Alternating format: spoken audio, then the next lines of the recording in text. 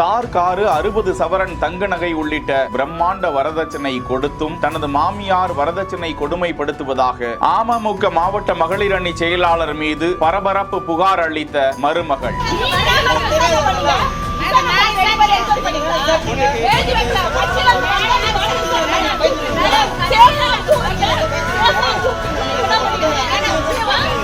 கணவரோடு வந்து புகார் கொடுத்ததால் போலீசார் தீவிர விசாரணை.